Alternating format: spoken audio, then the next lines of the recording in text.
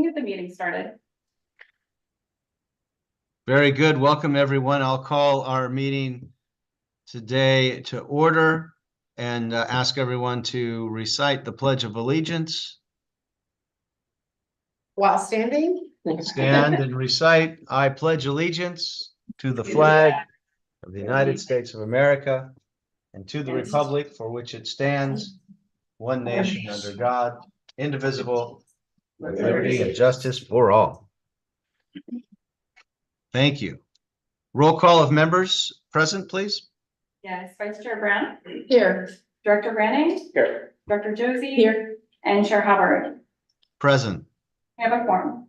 Item 3 is meeting open to the public, inviting members of the audience in person or on Zoom to make public comment on items that are not on today's agenda with up to 3 minutes. Do we have any in-person members of the public wishing to address our board?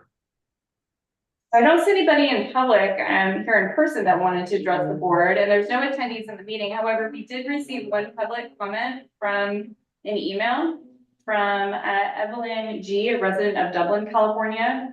It was regarding the long-range transit plan, specifically school routes in Dublin, California. So let's read that during that item, that agenda item. Okay, that's fine. Yep, that was Very it. good. Good. So with that, we'll move to item 3. Approval of the minutes of the January 26th meeting. I'll entertain a motion to approve. So moved, Josie. Second. Is there any public comment? Seeing none, I'll call for the vote. Roll call vote, please. Sure, Vice Chair Brown. I'm going to abstain since I wasn't present. Director Branning. Aye. Director Josie. Aye. Chair Hubbard. Aye. Motion passes. Thank you. Item 5 is the long-range transit plan, an action item seeking approval. Is there a staff report? Yes, sir, there is. Good afternoon, committee members, Chair Hubbard. Today I am presenting to you our draft long-range transit plan for your consideration, comments, and approval. We do have a slide deck. Would you please pull that up? Before we kick it off, I want to recognize and introduce Thomas Whitman. Many of you may recognize Thomas's name. Thomas works for Nelson Nygaard. He has been working with LAVTA for at least 8 years now, working first with us on our Wheels Forward COA, then helping us through various short-range transit plans. And so Thomas is here to answer any questions and help support me as I walk you through this presentation. Okay, next slide, please. So to frame our discussion today, I wanted to just give you some context as to the development of this long-range plan in the background, and then define the components of this long-range transit plan, which includes going over the demographic analysis, the document review, the wheels in motion changes, and then really, I think the exciting part is talking about what our 2034 network could look like. And then I want to touch on some near-term opportunities. This is a guide. This is not a one and done. We will always look for opportunities to implement service changes whenever possible. And then we can open it up for comments and discussion. Next slide, please. So way back in June 2019, LAVTA board awarded a multi-scope planning contract to Nelson Nygaard, which included the development of both our short and long-range transit plans. Our short-range plan is a required document. We have to submit a short-range plan every 3 to 5 years to MTC. But our long-range plan is not a required document. It is more visionary in nature. As I mentioned, the grant for both of these efforts was partially funded by Alameda CTC. This was a 50-50 split. And understandably, the SRTP outreach was initially delayed due to the COVID pandemic. And then later, the scope of the SRTP was refined per MTC guidance. So you may recall MTC wanted agencies to look at 3 cost-constrained futures for the SRTP. So the SRTP did not include public outreach. It was really an exercise in budgeting. This board adopted our SRTP in fall 22, and then the long-range plan started shortly after. Really kicking off with a board workshop that was held in October 2022. Director Branding, this was before your time on the board, but I know Director Josie and Brown and our Chair Hobart all participated in that workshop. We did include some high-level stakeholder feedback in the spring and summer. And then we had some conditions change. The BART service change, which necessitated our Wheels in Motion, short-term service plan, was what we began to work on in the summer of 2023. And we also had some staffing changes in the summer of 2023. And so at that point, can you go to the next slide? Given that our grant with ACTC was expiring at the end of 2023, so it did expire, staff got together to better understand what would be the most valuable outcome of this long-range transit plan, given that we've had a lot of conditions change and given that we had a grant deadline approaching.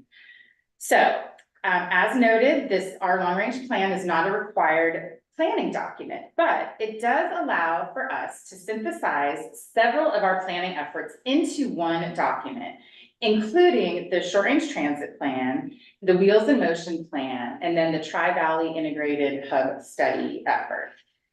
Stitching these together in a long-range plan is critical in our ability to be competitive for grants in the future. This also, the SRTP gives us an update of our existing conditions, including updated demographics using our 2020 census data so that we can better align our transit investments and future growth. Just to repeat myself, our LRTP is not our marching orders. It provides us a path forward for growth, kind of the what and the why, but it doesn't get up to the how and what are the trade-offs in getting there. And those are all very critical questions. And our updated strategic plan, which, I've been working on the scope of that for some time, and I'm getting very close to nearing completion.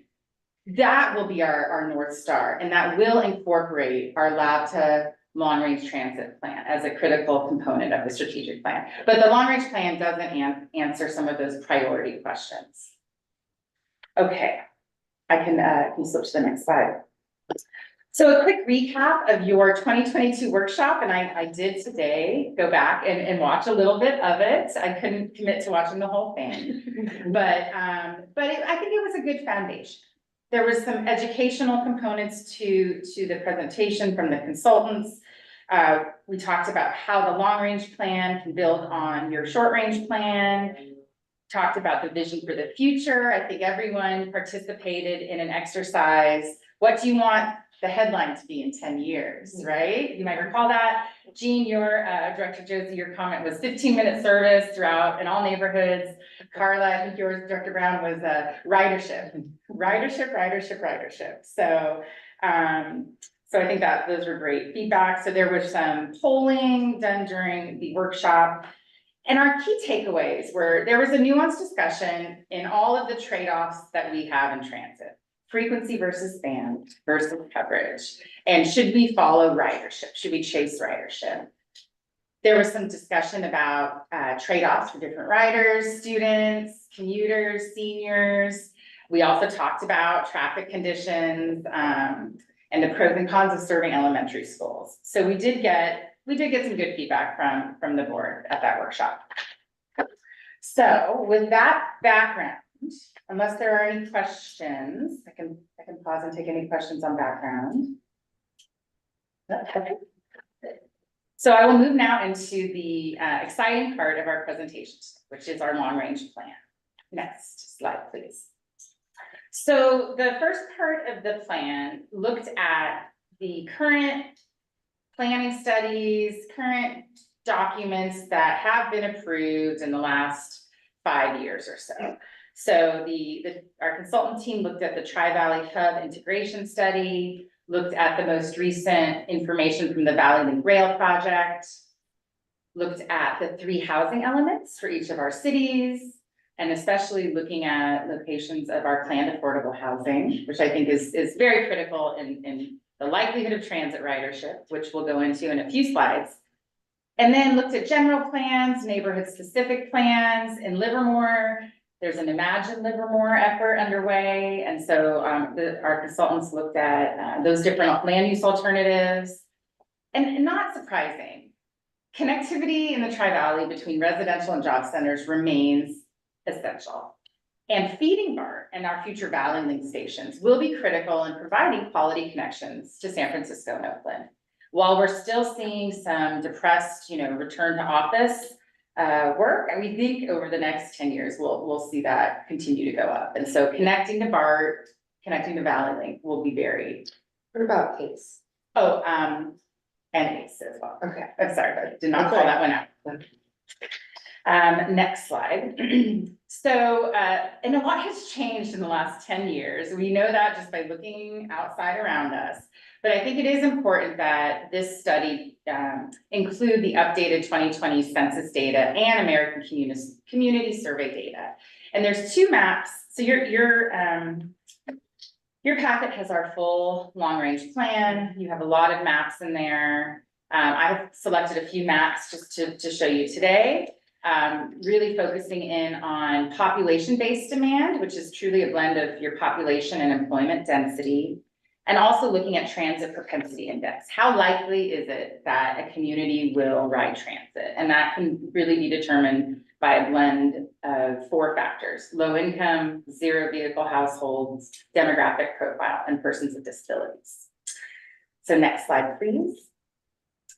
Before we get into our maps, maybe I should have had this slide after the maps.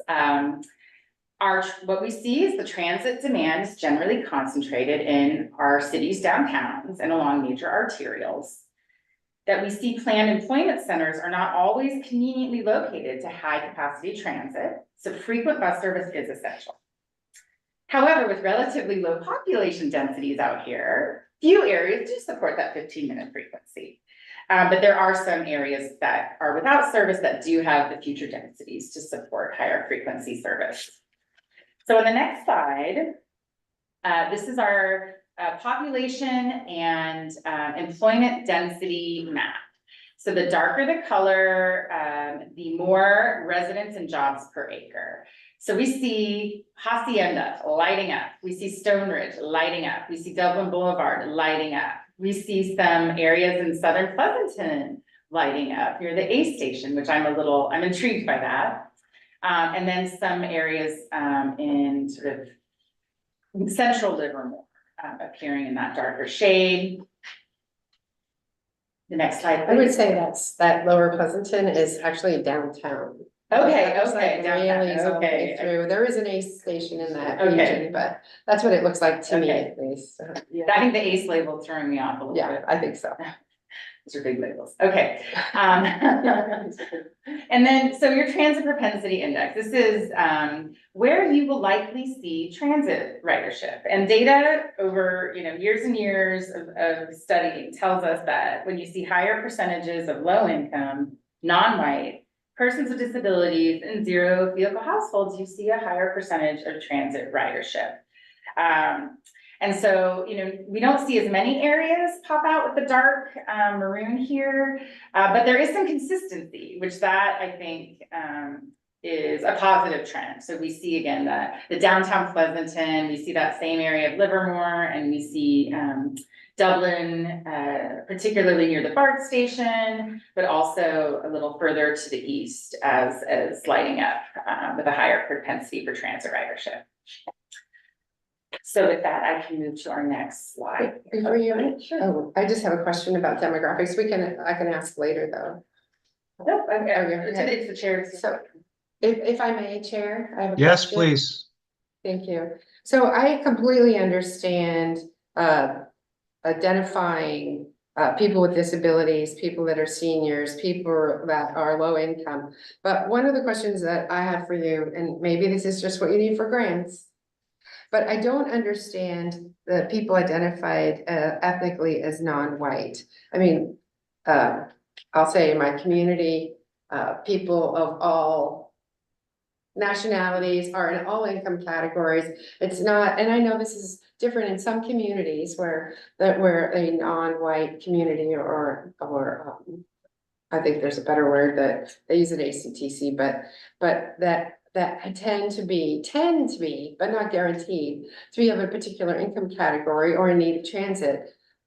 But I don't really see that in the Tri-Valley, so I was curious why that was a choice. And I'll pitch this to Thomas, but I do know that when you look historically at your transit rider demographics, you do see more minority riders, typically, and lower income and persons without access to a household. But I would like Thomas to.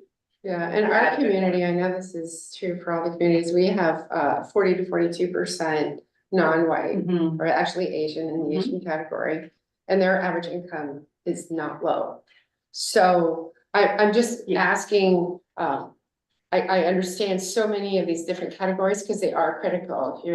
If you're disabled, if you're seniors, if you're youth and you're riding the bus, you have some other characteristics, but zero vehicle households, for example, is a great one. Yeah. But just their nationality, I'm just questioning that. Thomas, if you could add anything, I'd appreciate it. Yeah, let me, we went and tested various there in the ACS. There's a way to test, like, there's a question in there that asks, how do you move about? And so you can actually match certain socioeconomic or ethnic demographics with the likelihood that you will take transit. And so this is, we looked at what are the factors within the Tri-Valley that show a greater propensity than average to use transit. It may not be much higher, but it is higher than average, even in the Tri-Valley. And so there's data that backs that up. And for instance, you mentioned, or somebody mentioned, that seniors, I can see how seniors are. When we looked at the data, seniors in the Tri-Valley do not show a higher propensity to use transit than other people. So, or fixed route transit. So this is, we base these 4 factors on data that comes from the census, census data based, where we tested which different attributes show a higher percentage of transit usage than others. So that's where it came from. We tested it before we put it into the transit propensity index.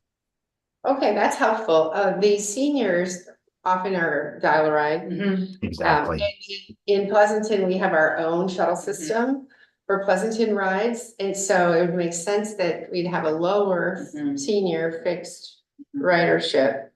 And I realize there might be some, gosh, I want to be careful with this, that some categories, so you're saying that there's an alignment there, so I will accept the data. I'm still very surprised by the information. If I look in my neighborhood or down the street and around the corner, or I look at my own statistics for my city based on the 2020 census, and I'll just say I'm surprised. I'm just surprised that there's a correlation. I get socio and economic, but I don't see them tied together, at least in my community. Okay. All right, thanks. Well, if I might, I don't know that the correlation is because of low income.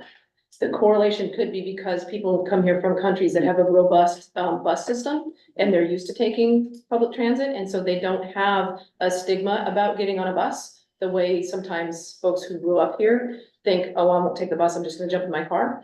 And so if you have moved here from a country that has a robust public transportation system, that's a natural thing to do. So I'm gonna leave the car at home. If there's a bus that's easy, I'm just gonna jump the bus. So it may not be because I see if you're first generation, how that could be an impact. Mhm. If you're first generation, second generation, you've been here. Yeah. Sure, but all rolled in, I can certainly see, certainly in my community, where, people who I know who would like to take a bus and asking, how come we don't have a bus in this neighborhood? I'd like to be able to take the bus. I can see the correlation there. Okay. Great discussion.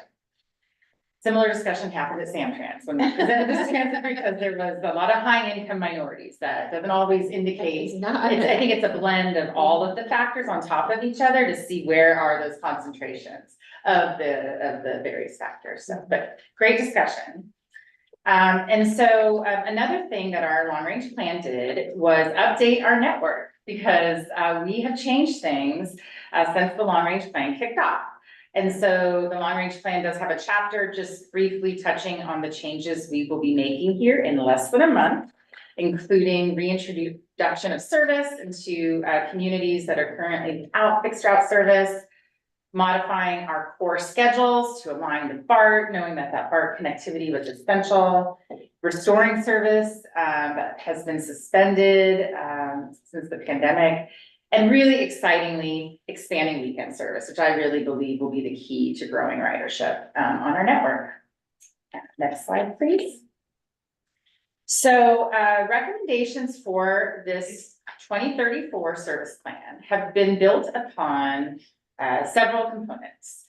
We did not have public outreach for this plan specifically, but this plan did look at all the public input received from previous studies, including the data that we've received from Wheels in Motion, and that was a very recent outreach effort. This study looked at an assessment of current and future market conditions, looked at regional transit plans, local municipal plans, Wheels in Motion network changes, and also our JIPA requirements.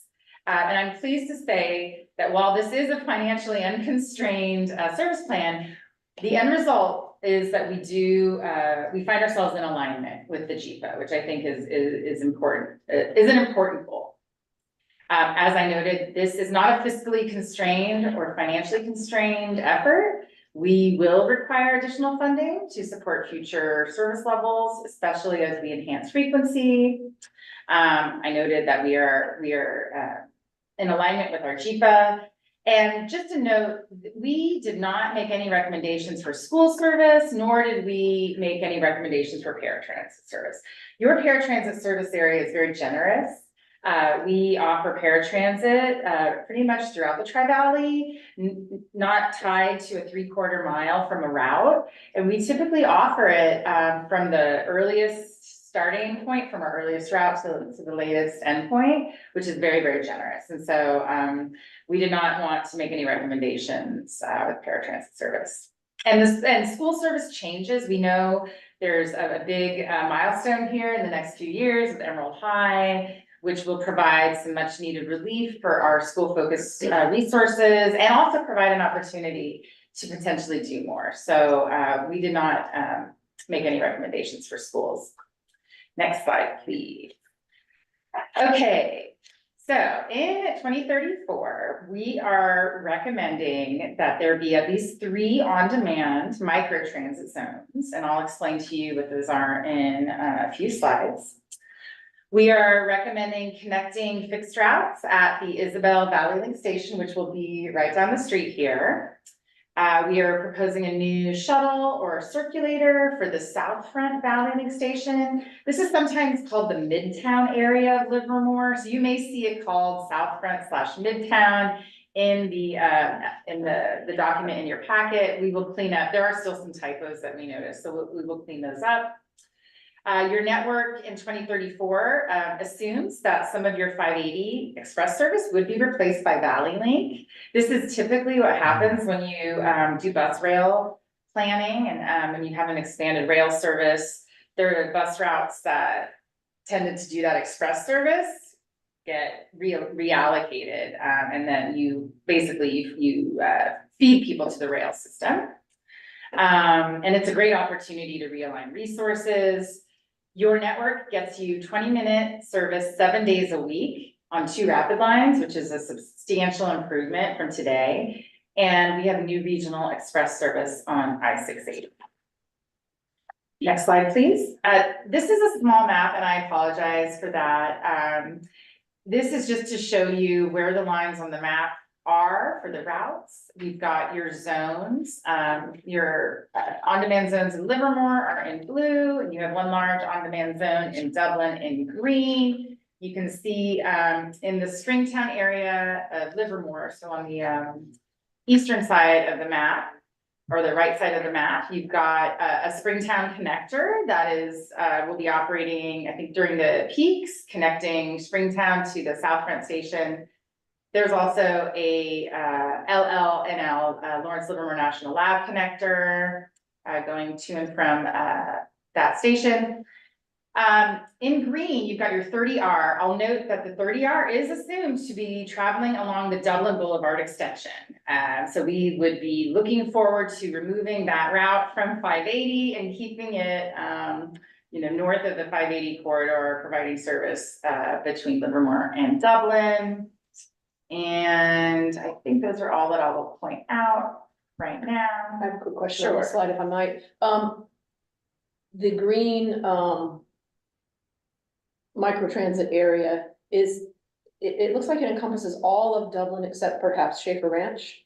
Yes, that is what it looks like, and I think Dublin, we need to iterate on this a little bit because I think it's probably too large for one zone for microtransit. The larger the zones, the more you need more vehicles to maintain a certain reliability. So it's a comment that I shared with Thomas Whitman earlier today. It's something that we would want to think about, and also including Schaefer Ranch. If we kept it as a Go Tri-Valley type, if we went back to the Go Dublin Mhm. model where you were using Lyft and Uber, then that's probably a reasonable geofence. Yes, yeah. If we were trying to do it ourselves with small buses, then I don't think that we could do it Yeah, I agree. in an And efficient manner. I agree. So just a comment. Okay, I'm gonna hold my next comment until. Okay, all right. I comment on this, maybe Evan's thinking the same thing, but it looks like that 30R is connecting Las Positas College into Dublin. And I don't know if that road is continuous yet, It is not yet. and you're making that assumption? In Hasn't 10 been- years, we are assuming that the Dublin Boulevard extension will be complete. This is the 2034. Right, I Yeah, understand. yeah. If the two cities that are even on their general plans to continue it. Okay, that's just really just a question, and not a political statement. And I'm not making a political statement either. And then I heard you say every 20 minutes, do you expect the routes to continue at 20 minutes? Yes. Even in that long range? We have that is our plan, although our consultants Thomas was very thoughtful. There is a table in your report, but what happens if BART goes back to 15 minutes? And I think that it's on page 62. And so it is something, we can't predict the future. The LRTP assumes that the 20-minute service will continue. However, if BART continues to see a growth in ridership, we will have some choices to make, which we would likely recommend matching the BART service with every 15 minutes. But we will, if and when that does happen, I think we will have additional vehicles in our arsenal to put back into service, especially depending if that happens and Valley Link exists. We'll even have more buses to potentially play with. Okay, and then if I'm looking at this map again, and I'm looking for these micro stations, do I see one in Pleasanton? So there is one in Pleasanton recommended, and I brought that up as well. So we can, let's switch to the next slide, let's talk about this, because I think we're, of course, let's be open to everything, but I think Pleasanton, you do have your Pleasanton Rides program, which is unique for your city, and I think I wouldn't recommend running one on top of the other, because I think we'd be competing for riders. So if I can just speak to what is microtransit. First of all, we are doing microtransit already. It's Go Tri-Valley. And 20 years ago, we did microtransit. It was called general demand response. And you had to call a day in advance. And so it is not new, a new type of service, but it is newer in that we have this great technology that can really maximize the efficiency and the reach and the customer experience of this.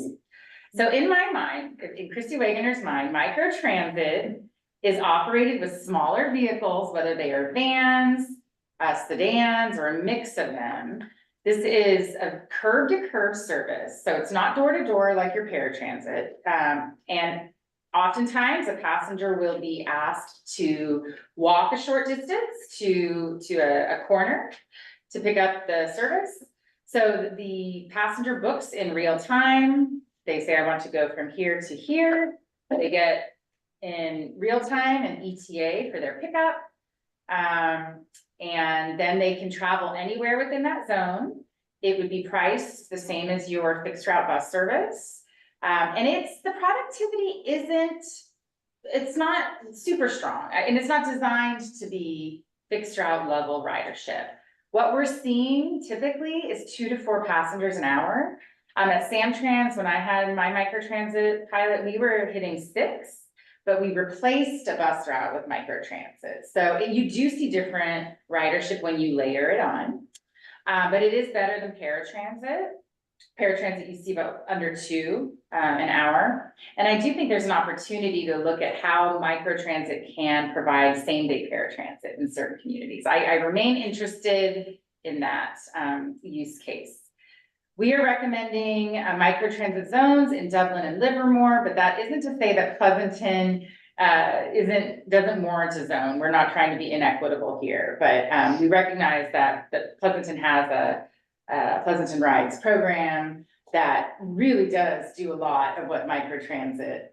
But we help subsidize it. Yes, absolutely. So we could find a partnership there. Yes, yeah. Find a partnership.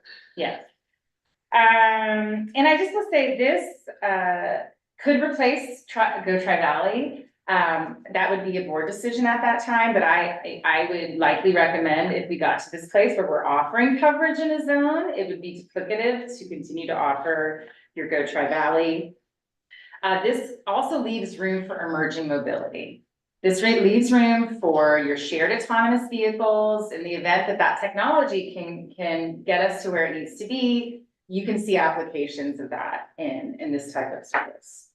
It also is good for last mile connector, not great for school transportation. I know that from experience. When you have 30 kids booking a ride from the same place, it can cause the system to lock up. So we wouldn't be marketing this as a school service. Not marketing it as a school service, but what's to prevent the kids from doing exactly that? Nothing. It would slow down the response time, and the user experience would suffer. So there's ways we can work with, app providers to geofence things or whatnot, but it's public transit. We couldn't prevent it, but I think if students saw that they were waiting quite a long time for a pickup, it could be discouraging. Is there? I don't know if David has anything. But I'm looking financially at this, 1 to 2 riders per hour. And I'm doing a bus or a cutaway driving around, hoping to get 1 to 2. It makes Go Tri-Valley or the use of an Uber Lyft option such a better financial arrangement for Wheels. I'd love the idea. Let me step back. I think I'm not crazy about a van, but a cutaway, me personally, that's a bus. That looks like a bus. And it's easy to get in and out of, not climbing in the back behind a minivan. However, 1 to 2, I would think, going back to my tenure, riders, 1 to 2 is a very expensive undertaking for such a small number. I would hope, if that's the way the board goes, that we can ramp that number up so that we're not writing such a big check just to have 1 or 2 people per hour. That's, I hope, part of your plan. Yes, and it would be, yes, to grow ridership, and then if you see that you have these bus stops or these corridors where you have consistently high ridership, that's a candidate for a fixed route as well. That's how I've looked at it. And Thomas is nodding, and so I said something right. If are there any other Christie, questions? question? Yes, sir. Yeah, so do we have an idea for what the per rider trip cost would be? I don't off the top of my head. Thomas, do you have anything you can share?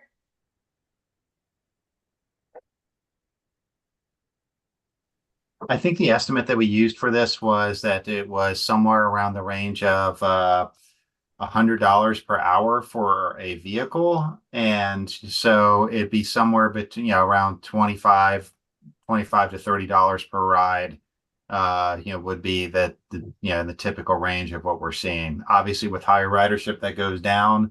But I think that's what we're looking at. And your paratransit per trip ridership is between sort of $60, 60 to 65. So I think if you can meaningfully move your paratransit riders onto something like this, you can find some cost efficiencies. And I think, Brian point, I think the big thing is, we're looking for things that are more efficient than cars, not less efficient than people getting in their cars. And so, yeah, at 2 riders an hour, this makes no sense, really, but I know there are some places, and I looked into it, you have much higher than 4 per hour on these kinds of systems. The only ones I can think of are in very dense city areas, but, you're the experts, if you can find suburban ones that are really succeeding and how we can kind of emulate that model. Yeah. Then it becomes a lot more interesting.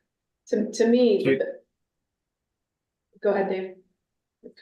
No, I just wanted to, I've always wanted to, and Chrissy and I had a conversation about this earlier today, and it is my tendency to underpromise what the productivity is going to be and what the ridership is, and rather exceed what those numbers are, rather than to tell you we can get 6 to 10 passengers per hour. Because there are places, and Christy's worked in one. There's another one here locally in a suburban area, where I'm at, where that's at 10 passengers per hour.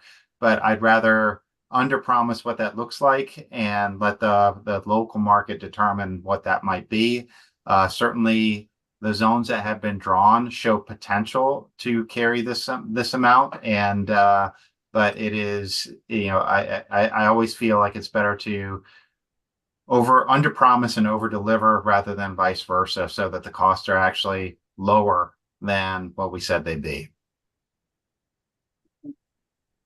So do we have the bus and a driver? How's the employment model for this? Is somebody sitting around waiting, or if they're scheduled for the next day, they show up? If they're not, they don't. What if nobody orders this? There are several models for how this can operate. The one I'm most familiar with is a turnkey model that, so you would hire a contractor that would bring operators, vehicles, as well as the technology. So the app facing technology. And so, yeah, how they work their scheduling. I think they probably have vehicles out in the field. They have like locations where they go and wait for their next pickup. That was my experience at Samtrans. There are other models that they are more flexible. They've got the sedans, they've got drivers who pick their shift the day before, so it's a little bit more flexible. So I think we would be contracting this out when that time came. This would be a turnkey contract, and we could evaluate the different models for supplying workforce. So we're not thinking about having LAVTA owned. No, that would not be my recommendation. Yeah. To me, these kinds of buses work best when it's a loop, like a downtown loop that's running constantly, and people can get on and off as, it's basically a fixed route, but a small one. Whereas the Go Tri-Valley type model, that's already a turnkey solution that's out there for areas that just aren't served by more than a couple passengers an hour. But piloting it in a small area to get riders familiar with this sort of an idea. Look, there's this loop that just runs constantly, that's a short loop in an area like over by Las Positas, where we know those students are getting maybe to Valley Link or, or by the Isabel station, and running, figure out where the people are coming from, where they're going to, and see if we can do this kind of a loop. Yeah. And then expanding from there, so that when we are looking at, then taking that model to an on-demand, people are used to getting on these buses.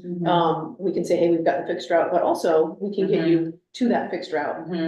So that we're not trying to duplicate the type of thing that Uber and Lyft do on our own.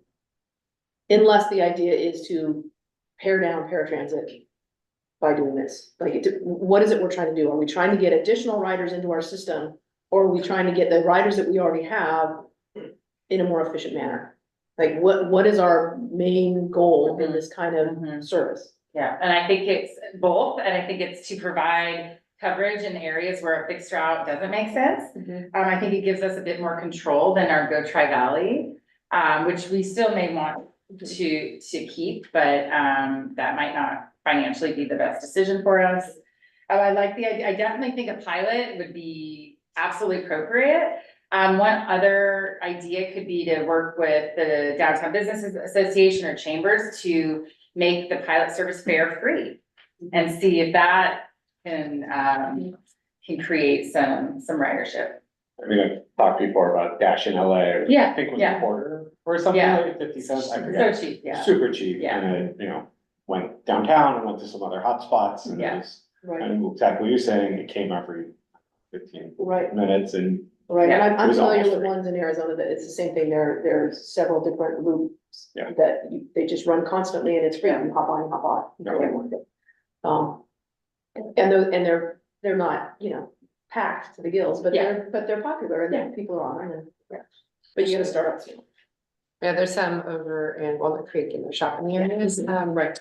So, if I could, we have an agreement with 3CTA for paratransit, and if you're going to take paratransit riders and put them on another vehicle, and you have an arrangement already in JPA, I guess, with LAVTA and 3CTA about crossing the two counties for service. Recently, I saw, those 3Cs in Pleasanton, and I've seen them up in Contra Costa County. So one question is, we're gonna have to make sure we harmonize with that Oh, yeah. agreement somehow. And then I'm gonna do a bid, just because I know we have a contractual agreement to balance the 3 cities with service. And so if we're gonna try a new program, I'd like to consider a service balance for Pleasanton.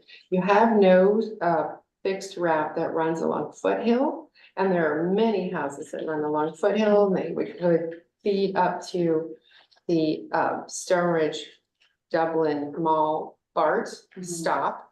And there's just nothing that runs this way. You're running this direction. And of course you have Loop and Hacienda, but there's nothing that runs up here on the Foothill side. So I'm just going to offer that as some thought for consideration. And then again, to make our original contractual agreement between the 3 cities. So I balanced. I'd like to see something there. It's just my vote. Thank you. Thank you. And for, just to, if I may, the microtransit would not, duplicate our 1-seat ride service with County Connection. That is the service that goes beyond our service area, that, where you can take a 1-seat ride into Pinole if you wanted, or to Antioch. That still is a service. But you're targeting those paratransits, those paratransit riders can only go so many places. Right. Okay. Let's move on to our next slides here. So just to highlight, the new routes that we have identified, the 680X, as it's being named right now, name may change, but this would be connecting Pleasanton Ace, the Dublin BART station, San Ramon, Walnut Creek BART, and terminating at Martinez Amtrak. This is envisioned to be cooperatively operated with County Connection. We received, or the agency received several $1 million from TIRCP Cycle 5 to build a hydrogen fueling station. And actually, we've received money to purchase 3 new hydrogen buses to support this service. So we may be looking at rolling our 70X route into this service as a pilot opportunity. I'm also in talks with the affordable housing development in Dublin at the West Dublin BART station. And it's looking quite positive that we will be joining in the application to receive a very small amount of operating money to support this route. So I'm excited. This one I think is a much more near-term opportunity. We have the 2 Valley Link connectors, one to the lab and one to Springtown. I'll note, and I'll let Thomas correct me if I'm wrong, but I believe the Springtown connector was envisioned as a fixed route circulator during peak times, but on demand during the off-peak. Is that right, Thomas?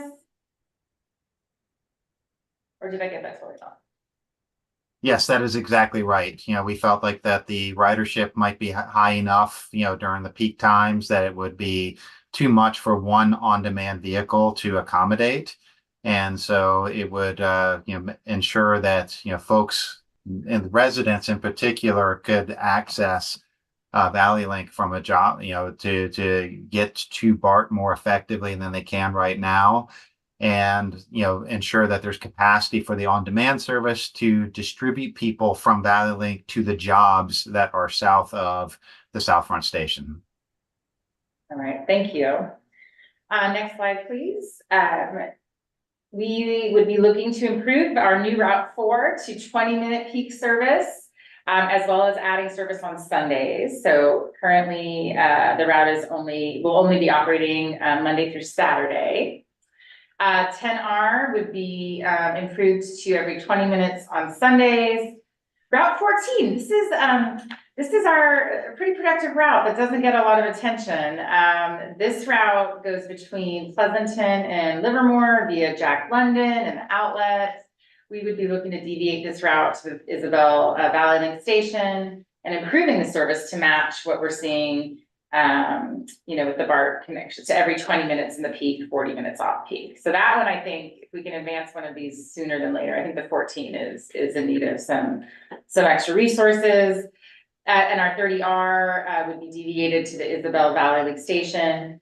Weekend service improved to 20 minutes. And once the Dublin Boulevard extension happens, that bus would be serving that new arterial. Almost done here. Sorry, I've been talking a lot. So just really big highlights. Our new network is fully integrated with BART and Valley Link and ACE. Did not mention ACE, but it's an important transit service to mention. We are planning for additional service in high growth areas with new routes and on-demand service. Looking at better regional connections to the north and east. And I am definitely considering, exploring how do we provide connectivity to the San Ramon Transit Hub, which is a growing hub out there in San Ramon. We will be enhancing coverage, providing access to more residents and jobs. And I just love saying 20-minute, 7-day-a-week service on 2 rapid lines. That just is a really nice soundbite. Next slide, please. This is my last slide before we open it up. Near-term opportunities. So we could pilot an on-demand zone in Dublin early, depending on how the fixed route performance is looking after the new Route 4 starts, as well as funding. This on-demand could be a great opportunity to pursue pilot funding for. So we will keep our eyes open for that. Implementation of our 680 Express service as funding is identified. I'm working with an MOU with County Connection right now on that. Full enrollment at Emerald High in a few years will provide or should provide additional vehicle capacity. And we are just continuing to work on a lot of regional initiatives, all sorts of things, fare integration, mapping and wayfinding, network management, and very importantly, your strategic plan, which is my fault for having it so delayed, but that we are going to launch that this summer. And I think that you will all be very involved in that, and that will be our North Star to guide how we grow and what trade-offs we need to make. So with that, thank you for listening, and we are happy to take your questions. Any other questions? I have a question. Could we go back to the sort of the heat maps that talked about the Kind of intensity, those by 2 pages? this one. Yeah. So I noticed that these composite demands, these are current. Yes, conditions. 2020. Yeah, but we're planning for what the conditions will be in 2034-ish, right? So I know that there's big projects that are planned in all 3 cities. How are we integrating those projects that we know are coming down the pike? We talked about the realignment on Dublin Boulevard, assuming that goes through the way it's talked about. There will be additional jobs producers along, the residential there is very small, but there will be additional jobs producers along that route. Similarly, I know in Pleasanton with the redevelopment at the mall, there will be quite a few additional residences there that may fall into a high demand category. Mhm. They can walk to the BART station from there, one would hope, but that might not be where they're going. So they may be high propensity, riders. There's the Dublin downtown that will be Mhm. both jobs producing and Mhm. residential. How are those projects that we know are in the sort of medium range planning stages, how are those being wrapped into here? So I will do my best to answer, and then I'm gonna look to Thomas, but, it is a great question. I think our short-range transit planning efforts, which we do with every 3 years, that does give us an opportunity to look at what is moving forward in the development cycle. Of course, we do know, where some of the development is occurring, definitely Stone Ridge Mall is on our radar. But I would say this is an iterative process. We do service planning 3 times a year. We don't do it to this level every year, but we have a great service planner who does work with all 3 cities. And I think he does get development reviews and is able to comment on those. So that's very near term. I think our short range plan is kind of a more medium term opportunity to make sure we are planning for routes in the right location. But given that this is our long term, and those things are known knowns at this point, or at least known likelihood at this point, I'm just wondering, are they not included in what we're looking at? Or, I mean, did we just sort of gloss over those pieces? No, well, we have our Isabel neighborhood plan, Sure. and we've got some recommendations. Right, for because those are service right there. around the valley. Yeah, absolutely. Yeah, so they, to my mind, those are part of the Valley Link planning. Yeah, Right? okay. But things that are not in conjunction with Valley Link don't seem to have been factored in. Yeah. So I'm hoping that, that those are also areas that we can focus on for grant planning. Yes. Because some of those, like the affordable housing project by the BART station that is also not really mentioned in here, but It's a huge opportunity for partnership us, yeah. for grants. So, I'm just hoping that there would be a way to roll those things in that are already working their way through the system. It's not just, well, in our housing element, we zone this site. Just to pick on Dublin, because it's the one I know, we zoned in our housing element, we zoned Hacienda for additional housing.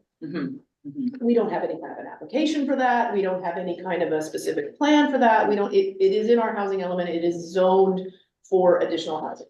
But on our downtown, which is also zoned for additional, we've got pre-applications in, and we've got, we got moving forward, the same with the affordable housing project you're talking about. The parcels that are surrounding the Dublin Boulevard extension, some of those are in the pre-application stage and further along. So we know those are moving forward. I would have liked to have seen more emphasis on, look, these things are coming well before 2034. How are we going to address them? And I think through our public comment that, the letter we just got, we don't want to be playing catch up when those things. Thomas, did you have any thoughts on that question?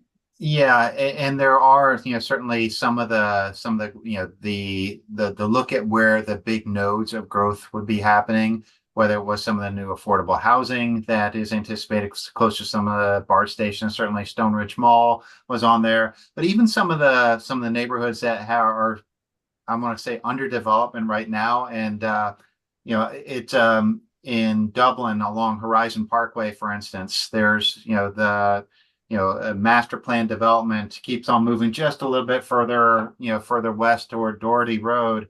We looked at what routes do we need to change between now and then to make sure that those areas have service. And that is one of the adjustments to an existing route is in there to serve this newly growing area that is pretty much under construction right now. So it's not really like looking at long range future, but it's not there right now. But anticipating what will be there from a demand perspective is one of those things. But certainly the Isabel Road area, making sure that Route 14 and the 30R, serve those, those new high concentrations as a part of this.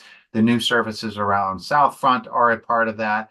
And and continuing to invest in the areas that in the map that's on the screen right now, the Dublin Boulevard, the north and south of the BART, as well as the 580, are some of the key considerations in terms of, where that demand will be. We don't know exactly what it'll look like, but the clues are there to say, we need to make sure that our service levels are commensurate with the demand levels that we anticipate to be out there.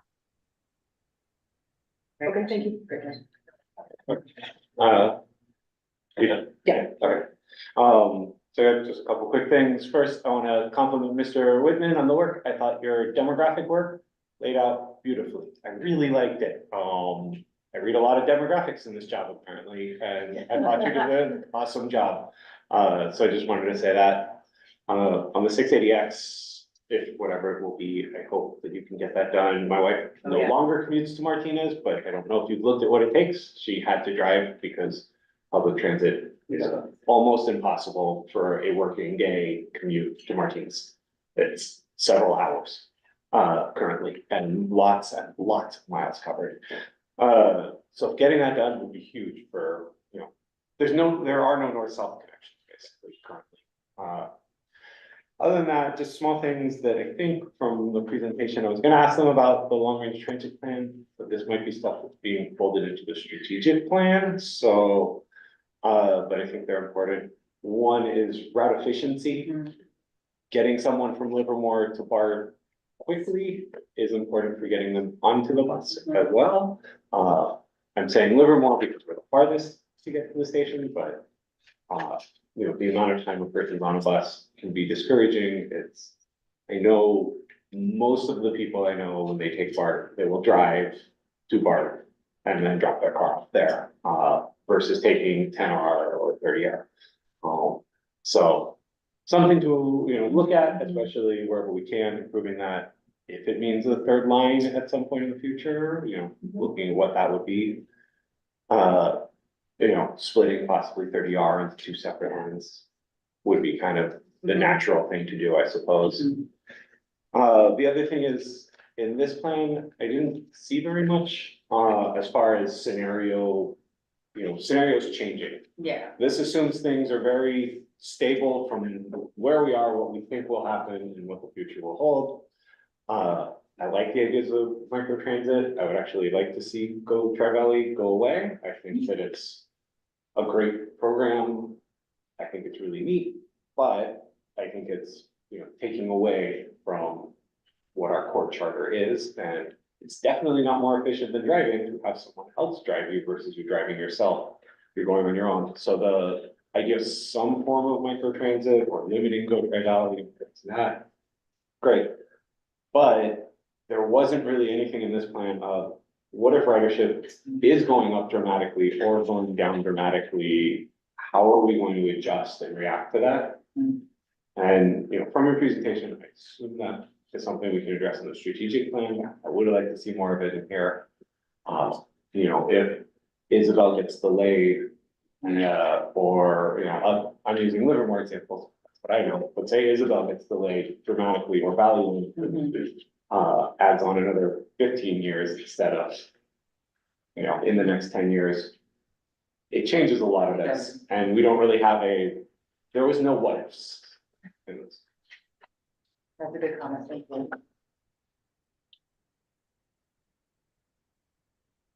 Any other questions?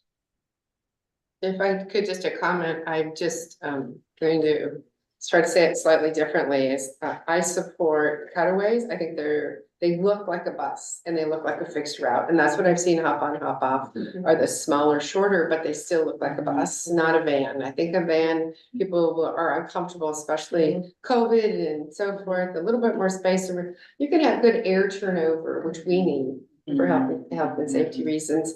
And then second, if Go Tri-Valley is going to be phased out, I just don't want to pay $100 for a person to ride a bus. Yeah. That just is, it's so much even more than the paratransit, which is a dial a ride. So we'll have to get the numbers out before I could support it. We have to really show some propensity and possibilities of really getting something that is financially feasible. I mean, we're not gonna bankrupt this organization over a good idea. Okay. I agree. I want to see it go away, but there needs to be something better, not something works for. Financially, yeah, sure, exactly. Okay, thank you. Agreed. Is there any action needed? This is an action item, we are asking for your endorsement today. So are we looking to approve something we're not quite sure about, or I think I heard some questions about We have exactly public what we're looking to approve. So we have public comment. I don't know if you want to do that first. Sure. Okay, so we have somebody here in the public, Stephen Dunbar. He'd like to address agenda item 5 and 6 today. And then we also had one public comment received via email. You can go ahead, Stephen. Needs to be a mic here. Dave, can you? We can hear. Howard, you can hear me? Good. All the discussion, just wanted to add a couple things, for your consideration. I know this is gonna go up a level, so I'm doing it now. One thing I heard, a little while ago was that, and it may not be true when people pay in cash, but largely speaking, the number of unique riders on transit in the Bay Area has recovered to its pre-COVID number. They're just not riding as often. So that tells you something about what you might have to do to get more riders going forward. You have to attract new riders, broadly speaking, or you need to get your existing riders to ride at off-peak times. They may not really be incentivized to do. I think both of those things, however, for me, tie into just transit speed overall. And, you know, if I asked all of you why you don't ride the bus, it's probably because you have a really busy day and you need to get somewhere, or the bus is not near your house. Both of those things are tricky to trade off, but I think there are still improvements to be made. On microtransit, I think the thing that's missing from microtransit, every time I've seen you try, is integration with the public transit system. They are separate apps, viewed separately. You can't find it in Google Maps. You just have to know that it exists. I still think there is opportunity to get per hour ridership way up from where it is on existing microtransit systems, if they are integrated, if the thing tells you how to use it as part of your bus trip. And that gets back to transit speed overall, because if it tells you, oh, I'm gonna pick you up at this time, take you directly to the bus stop, the bus is gonna pick you up 2 minutes later, and it's gonna take you exactly where you're going. Now it's a lot more time. On the long-term thing, just a couple of like route cleanup issues that I'd like to see, just again, back to transit speed. I'd like to specifically ask that we consider extending the 10 down First Street to the Valley Station from where it goes today. So if you're coming from Pleasanton and you want to go east, you might not want to take the bus north to Valley Link if that doesn't line up with the train. You might want to just take it through. Or if you're in, you know, the east side of Pleasanton or in West Livermore, you're going to want to go east towards the transit station. You're not going to want to. I think I want to hear a little more, but I'll leave for another time, about regional connections. Specifically, I really want to see if we can extend that 680 line south to Fremont, because it's actually, MTC even says it's an underrepresented transit corridor, even despite ACE, because there are people who want to take it at non-ACE times. And expanding ACE is really hard because of Union Pacific. Also Stockton. Stockton already runs buses through Livermore, but they can stop in Livermore.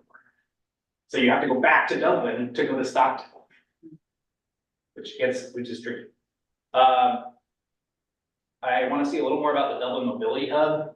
I've already put in a couple public comments about the work that BART's doing at the BART station that I don't think is really aligned with what we're trying to do here.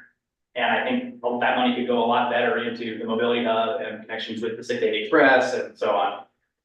I want to have a plan ready for if autonomous vehicles show up so that we can shift to make them usable, not 2 or 3 years after they show up, but as they show up. And that can clear up as part of the long range plan. We'll get there in a couple of years and we'll know what it looks like. We don't need to know it today, but something I want to see. Then finally, I think this gets to the issue of how are we structuring it so as the developments happen, we're getting the service in and not 3 years later. And I want to drop the idea that we should be thinking about how we deal with development agreements, because often they like do a BMT reduction by doing the carpool rather than paying into wheels. Whereas if we had a plan ready, we could just pay the wheels and then transfer would serve that new. Thanks. Thank you, Christy. The comment spurred a couple thoughts and questions that I have. Do we know and can we prioritize and rank, even with a sort of order of magnitude? Some people are riding the bus on a fixed schedule every day, Monday through Friday. The school trippers, they go to school, they go back. People going to and from work, other than if they're sick or whatever, mostly they're Monday through Friday at a certain time of day, they got to get to work at a certain time of day, they got to come home. Everybody else is sort of, a doctor's appointment here or there, or leave the workday to go do something. But I have to imagine that of all the trips done, that's why we have rush hour.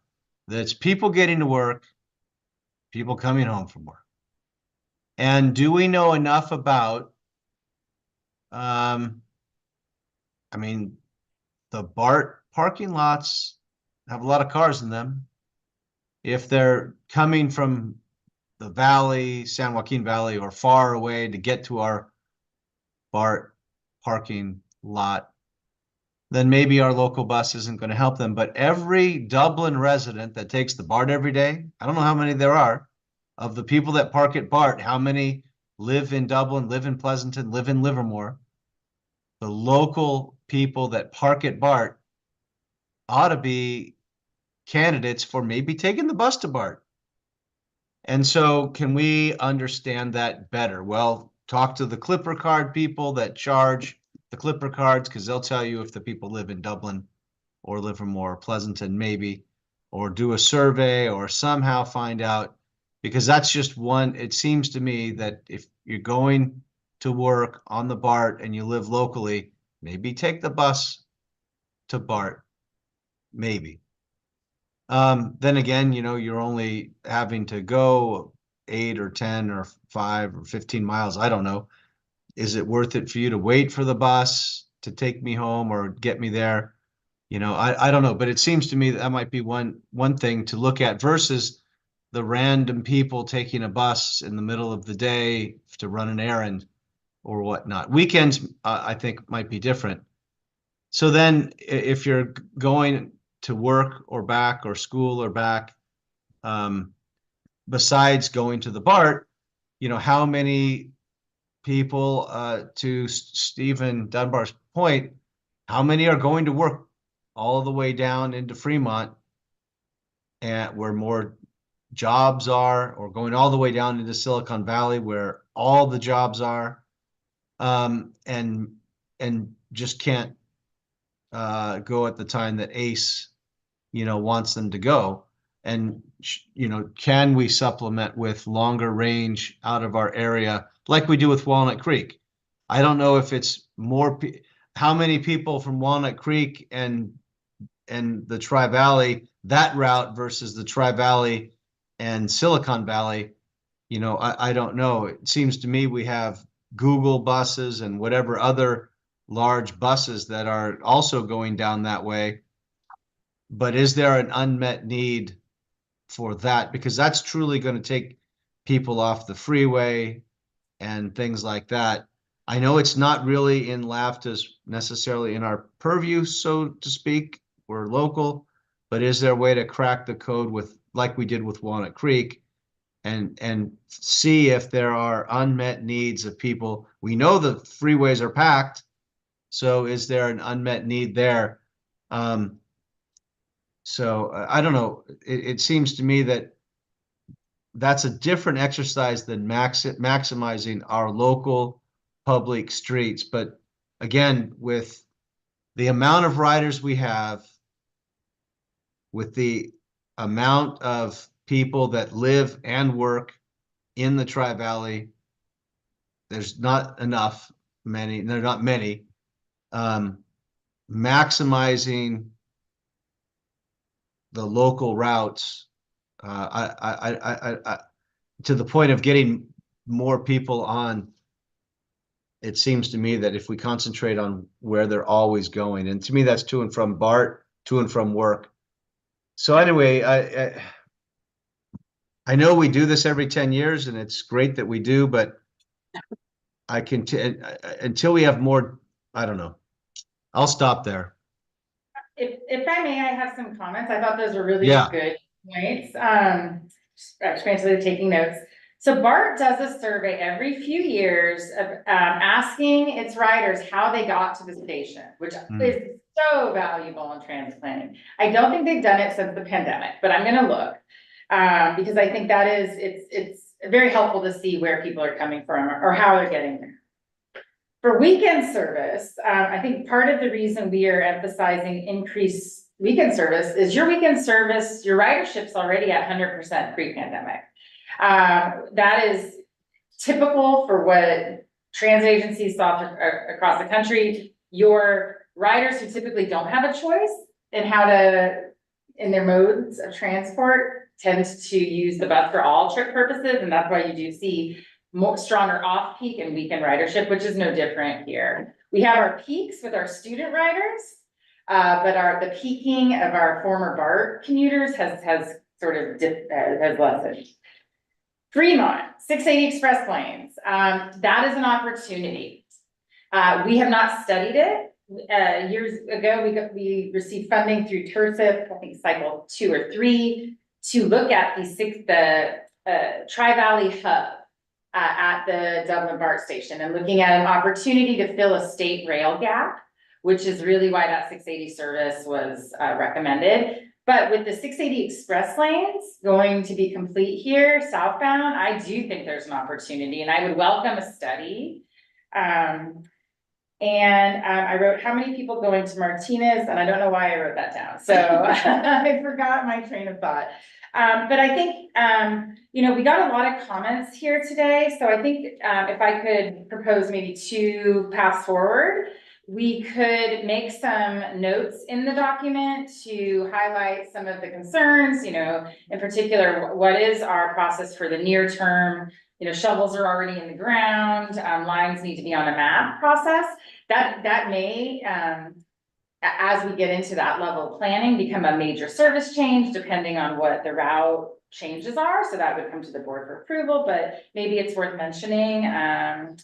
In there, we could also mention that a future opportunity may be to look at the 680 express lanes and is there an unmet need? And so we can talk about looking at Foothill, for example, and try to get some minor edits so we can get that to the board for approval next week. Or we can take a little bit longer and bring this back to the committee at the end of March and for approval in April. Yeah, great notes, but I can't support this until there's a microtransit somewhere in Pleasanton. It has to be balanced. The 3 cities have agreed. We're similar in size, and it has to be balanced, in my opinion. You got some great feedback, whether it's in Foothill, you decide. I'm not going to micromanage it. I love the idea of 680 South. As a longtime commuter of 680 South, it's a nightmare. And there will be the express lane, and it's important to have it included in a 10-year plan.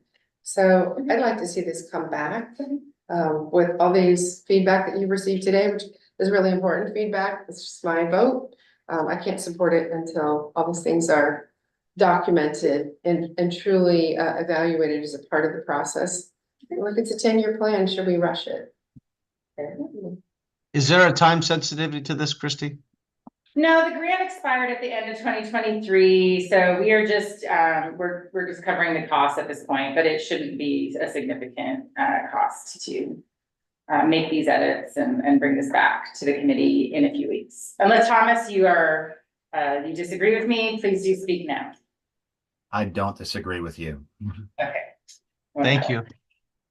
Very good. Is that a motion? Brown? I don't know if we need a motion. I think it just needs to come back. It's fully baked. Okay. Okay, very good. Well, it's asking for approval, so we'll bring it back then. Very good. So we did have one public comment that was through email. Did you want me to put that on record? Please, yeah, the Boulevard resident, yeah. Yeah, so it was from Evelyn G. It was a resident of Dublin, California.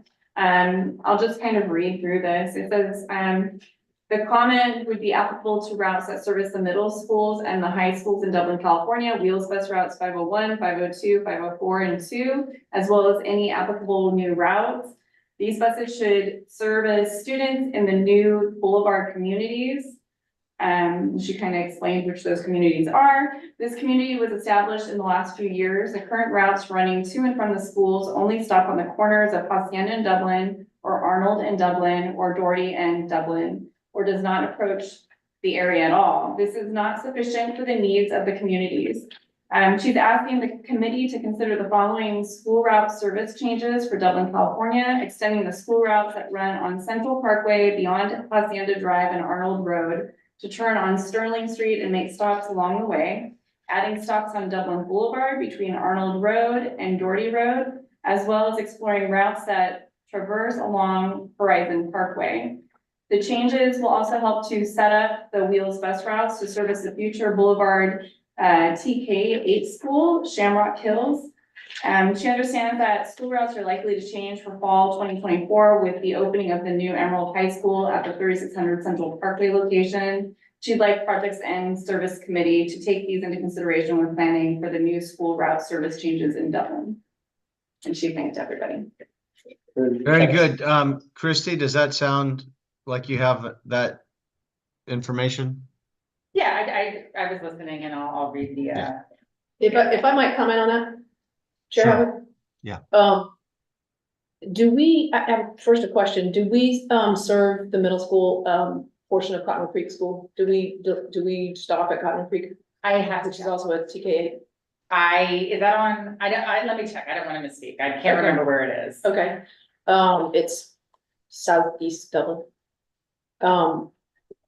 In the Boulevard project, we do have a street that will be completing, sort of cutting the corner off between Dublin Boulevard and Doherty, Scarlet. Mhm. When it goes through, it certainly would be an excellent place to reroute, some of the school trips to make sure that they are going through the Boulevard project. I am hoping that we will be certainly doing that. I can't remember off the top of my head where the kiddos from Boulevard will go to high school, but we want to make sure, I think I have that map Dublin, hopefully. certainly imprinted in my It's brain. Dublin. I believe they go to Dublin Boulevard, the Dublin High, but I'm not entirely positive. I think they do. And Dublin Boulevard is too far to walk. for the It's from students? some of those kids, it's pretty far walk for some of those kids, but it is my hope that instead of going right down Dublin Boulevard, it will go through the boulevard and pick up Scarlet to go to Doherty instead of going down Dublin Boulevard and turning on Doherty. But you know, when we're dividing the school trip routes, I certainly hope we will pick up through that neighborhood. Absolutely. And when Shamrock Hills TK8 opens, if it makes sense to have one of those school trip routes stopping at that school, depending on where their feeder Yeah. neighborhood is. Yeah. But I think the majority of the kids that would go to that middle school live in the boulevard and will be able to Okay, walk, okay. but I'm not. Positive. Right. Thank you. Lots of school planning here. Yes. And just correct me if I'm wrong, are we bringing back Dublin school trippers? Yes, sometime we this are year? coming back next month. The next one? Yeah, with a conceptual, or April, I can't recall, but yes, Cyrus has already put pen to paper with a route map for y'all to weigh in on, so, yes, that will be coming back. But we aren't talking about the boulevard or any modifications, it's really resources to focus on Emerald High. Making sure that we're serving those kids. Correct. So the kids in Boulevard as well. It's For Emerald High. for whichever high school they go to. Okay. Makes sense. Yeah, it is important to find out where they are going, whether it's by boundary or if it's by choice. I don't know if they're allowing open choice or not. But just to make sure I understand this, I do expect we should foresee a drop off in number of students going from East Dublin to Dublin High because they'll be able to go to Emerald High. Is that true, or am I not thinking of that right? That is our expectation, that by 2026, 27, when Emerald High is fully at capacity or fully staffed or occupied, that we would see a change in demand from Dublin High. And so that, we have at this point, no more buses to add to the mix. And so whatever we peel off Dublin High to serve Emerald, that is fewer buses in Emerald. So we'll be bringing this back to you next month for your input. I have There one we more go. comment. I'm sorry Sure. about the public comment here. The commenter requested stops along Arnold. I would not advocate for putting school tripper stops along Arnold. Okay. I know we're looking at, perhaps, running stops between BART and at Santa Rita along Mhm, Arnold. mhm, I mhm. certainly wouldn't want to Okay. be intermixing the school tripper route and that route. Okay, very nice. Thank you for that comment.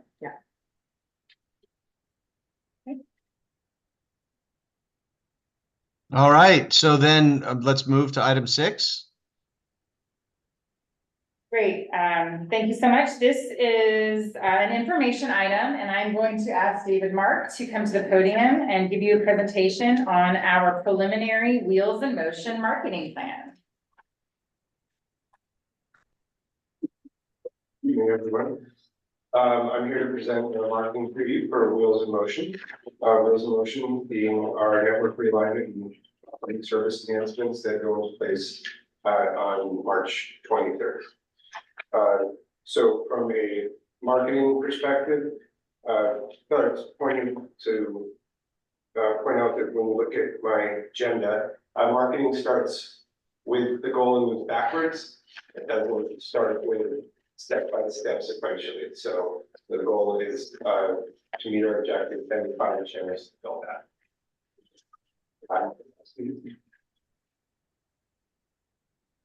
So we define our objectives, then we introduce strategies and tactics. Specifically, we also have a tactic that's promotional officer that is unique, as we haven't used before, at least not in my tenure, which we're really excited about. And then I'm going to share with you our creative concept. So on March 23rd, we'll be implementing our new network, and it's got extensive route schedule changes. Therefore, at its core, our current riders require education for trip planning, and there's a tremendous opportunity to bring in new ridership.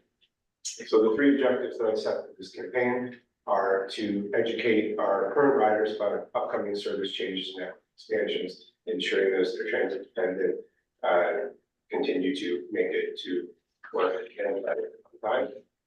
We have an opportunity to acquire new ridership through trial of our transit services. That could be from a multitude of reasons. It could be because of better bar transfers. It could be because there's new service in your community. But certainly there are new opportunities that we need to incentivize people to use. Hopefully they'll ride it, they'll love it, and a percentage will stick with us. And the last piece is to maintain our strong community stakeholder support.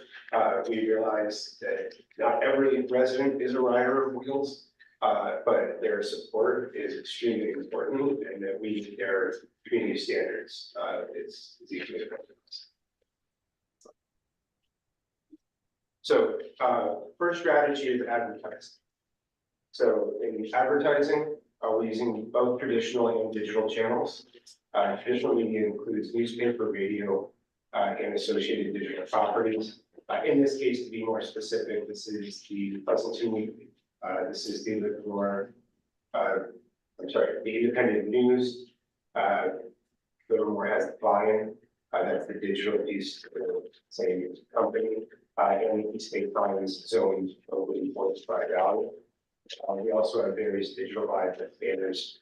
City Region is on those individual properties websites. We'll have banners as we get closer to the launch date.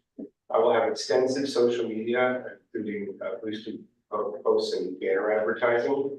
That would be Facebook, Instagram, TikTok. We actually have a couple other channels that we're going to dive into, which are Spotify, that's custom music and podcasts, and Google Ads. So it's actually running an ad network that goes across multiple sites.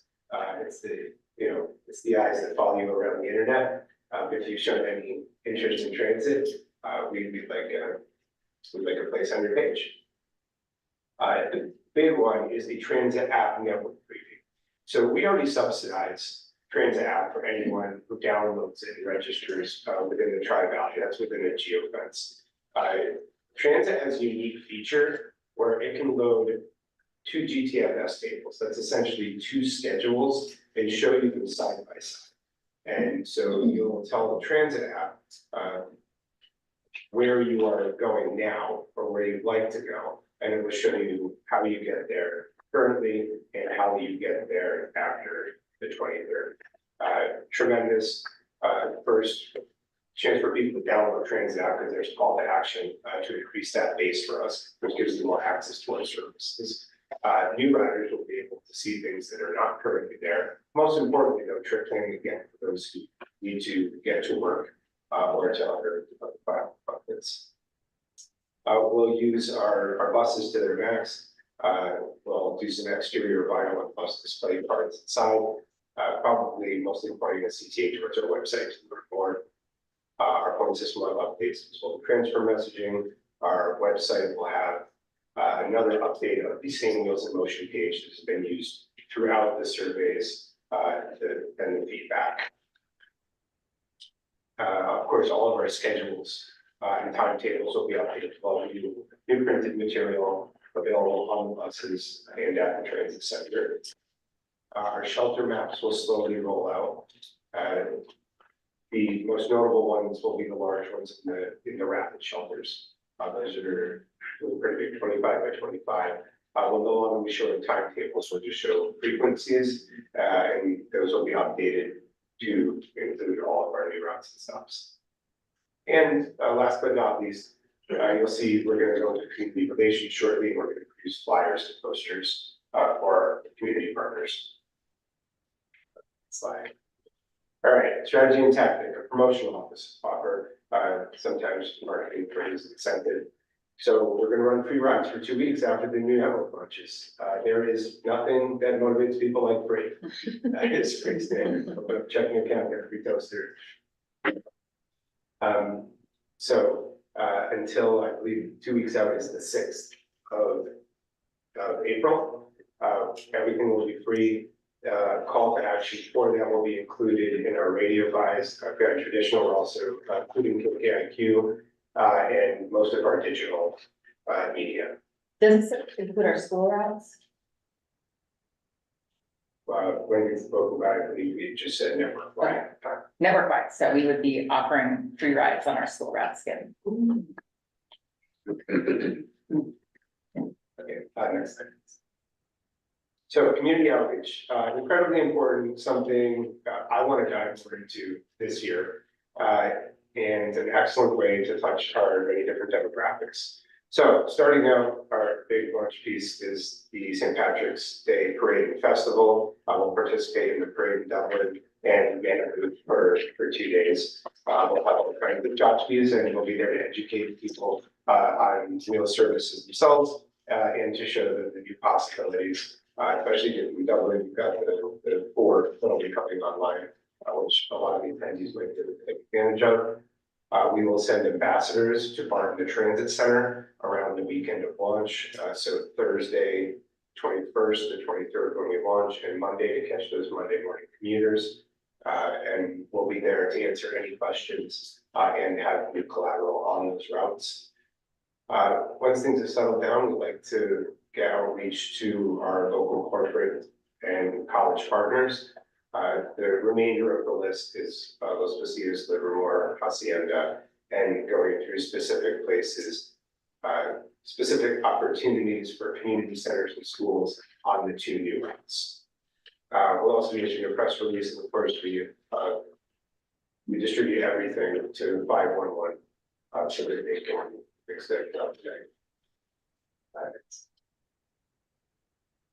This is our creative theme. Get ready to roll. When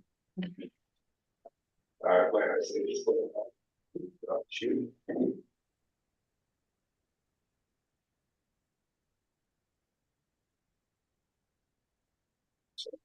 Teams of trade is comfortable and convenient choice for Tri-Valley and lifestyles. We do focus on a lifestyle theme. We like to show people utilizing the service. We have beautiful clean buses, and we like to showcase them.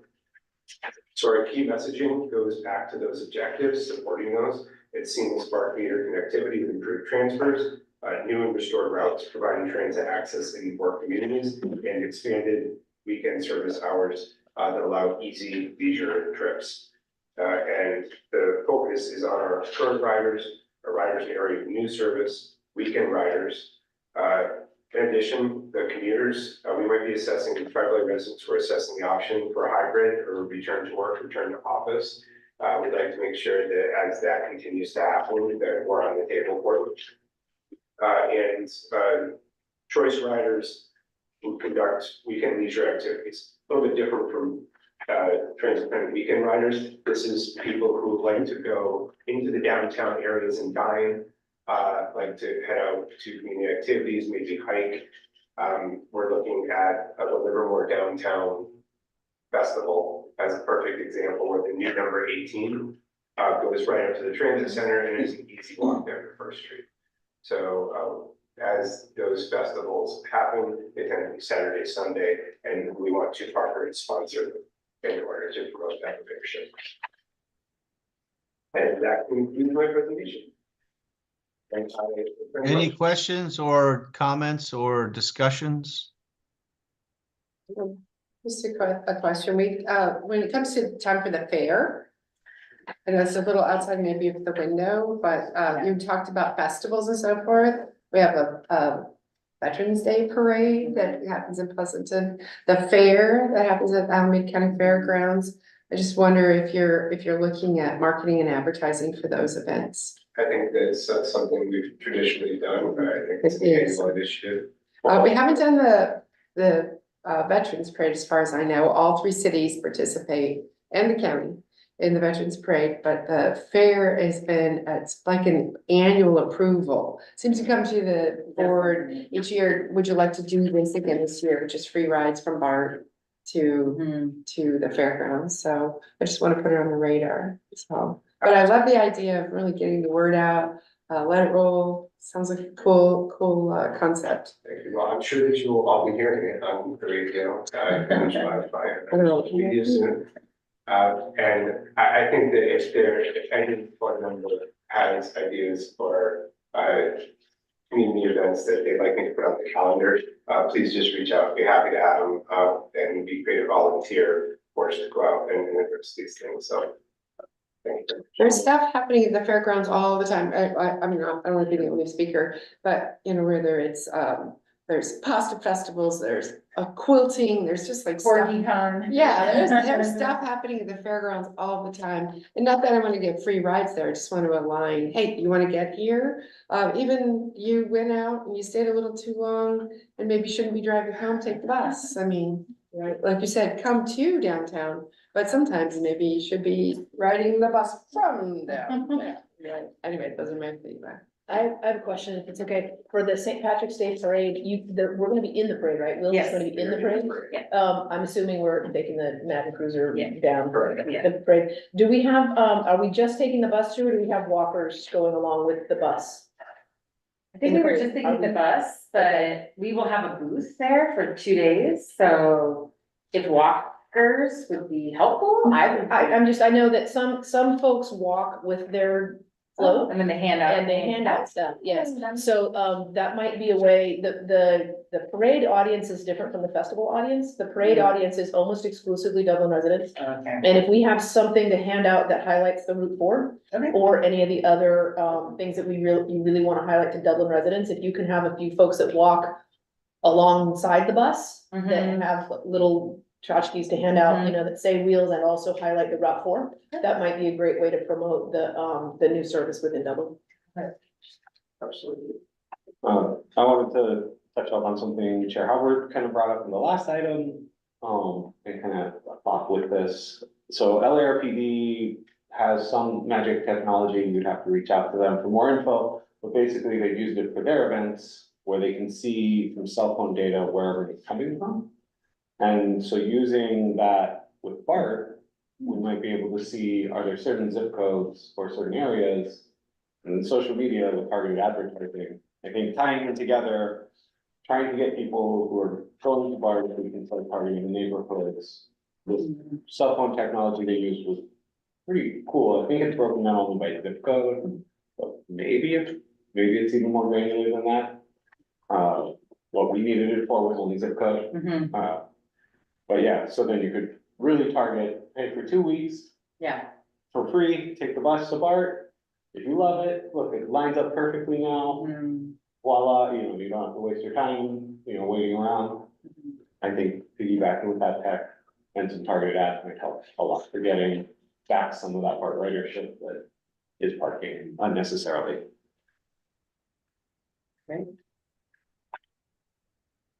Well, I like the free rides for 2 weeks. Like I say, if it's free, it's for me. So maybe I'll take the bus. it's free for me. Is there no action needed on this? Might have public Not as a comment. preview. Let's go to item 7, upcoming. There was one public comment from Ah, Stephen yeah. Dunn. Great, welcome. 4 things to add, just good easy stuff. One, as we do the free transit, as we do it, really like to see how much it affects on-time performance. Because people aren't going to be fidgeting with dollar bills. It'll be really easy before and after, and then after again. I'd like to see just what the commuter verbiage looks like for the outreach. And, I'm really affected, and all I've heard from my friends is, doesn't line up. Doesn't line up, and I have to wait 20 minutes. And really speaking to that, and every single train on the 10 and 30 is gonna connect in rush hour. Why even drive, it's gonna, you're gonna get there at the wrong time, and you're gonna wait 18 minutes in the cold, versus the bus is gonna get you there right on time. I wanted to, call out that Wheels has been doing a really excellent job with reroutes, especially for stuff like the fairs and parades, where it shows you on the app that those stops are closed, and will actually tell you exactly where you're supposed to get off still to get to where you're going. And that will apply to Pleasanton and Dublin Parade as well. I've had trouble with fair access recently because sometimes they don't, at the parade, at Pleasanton Fairgrounds, because sometimes they don't open the east gates to walk-ins or whatever might be happening that time. So you have to go all the way around to the west-hand side. And talking with the fairgrounds about that for events that are really widely open to the public might be a good idea. Could you hear that? Mhm. David, go unlock the gate. I am not, the county fair board is a separate I'm aware. nonprofit foundation. They don't even listen to me. That's comforting, There's someone actually. that doesn't listen to you, Dave, I find that so hard to believe. As much as I try, I just wanted to but I'm call not out, giving up. Never surrender. I just wanted to call out really quick that the signs at the outlets, those, like fake paper ones, are really often not up to date, and we're changing the schedule again. So we probably should just go out and check that they're giving you the correct time with the bus station. Thanks. A good point about OTP. Yeah, we haven't done a free fare system-wide, I think probably since the pandemic. We suspended fare collection, which traffic wasn't normal then, so this is a nice little experiment. Then we'll move into item 7, preview of upcoming committee agenda items. All right, well, I'll be brief since we are late. Next month, we will bring you your paratransit customer satisfaction survey results and your long-range transit plan revised for your consideration. Stephen reminded me that we need to do the fare shuttle, and so I'm gonna plug that in for April. I believe that was something we brought Tony McCauley, since he's left. He was such an institution and he had such knowledge about everything that just occurred regularly. So that is something we will be bringing to you. I think we have no expectations of doing anything different than we've done in past years. Also moving forward with your Emerald High School service plan and working to get an MOU with Triple CTA for your 680 service. In May, your meeting falls on Memorial Day. So we are trying to keep that month free from meetings, so we can just cancel that. And if it is looking like something needs to be agendized, we will poll you to see what time works best. I think typically they've met either before or after finance and admin on that Tuesday. And then, yeah, moving into June, TAC appointments, you'll have a fare structure proposal for you to look at implementing free and reduced cost transfers. That's one of our regional initiatives. No shortage of work. And what the results are for your 2-week free, I'm gonna find out. Yeah, what we the can, results are Gonna be for this program. We can bring that to you in, yeah, probably your May board meeting. I can bring that in. Well, if we don't have May, maybe June. Yeah, sure.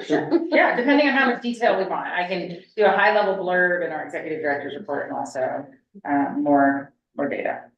All right, that concludes my update. Very good. Matters introduced by committee members. Anybody want to introduce something? Stephen Dunbar want to comment on matters introduced and have something to introduce? No, okay, No, I'm good. all right. The next meeting then, March 25th. We are adjourned. Thank you. Thank you all. Thank you, thank you.